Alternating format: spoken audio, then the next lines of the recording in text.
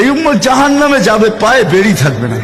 এই উম্মত জাহান্নামে যাবে, গলায় শিকল থাকবে না। এই উম্মত জাহান্নামে যাবে, চেহারা কালো হবে না। অথচ জাহান্নামীদের চেহারা কালো হবে, এই উম্মতের চেহারা কালো হবে না। একজনের চেহারাও কালো হবে না। ফেরেশতা জিজ্ঞেস করবে, আল্লাহ চেহারা তো ঝকঝকে, গলায় নাই শিকল, পায়ে নাই বেড়ি, হাতে নাই হাত করি, এটা আবার কি পাঠায় দিলেন? তো আল্লাহ জবাব দিবে, আমার বন্ধুর উম্মত, খবরদার। তো ফেরেশতা মালিক জিজ্ঞেস করবে, দারোগা হাত কড়ি নাই কেন? বলছে, যেই হাত উঁচুতে ব্যবহার হয় ওইটা হাতে হাত কড়ি লাগে না। যেই পাও মসজিদের দিকে চলে ওই পায়ে বেড়ি লাগে না। যেই কপাল আমার কুদরতি পায়ে জীবনে একবারও আমাকে পাওয়ার জন্য ঠেকায়া দিছে, সেজদা করছে, ওই চেহারা কোনোদিন কালো হয় না, গলায় কোনোদিন চিকন লাগে না, 3 জায়গায় আগুন লাগাবে না। খবরদার, চেহারায়, হাতে, পায়ে, বাকি শরীরে লাগায়া দাও।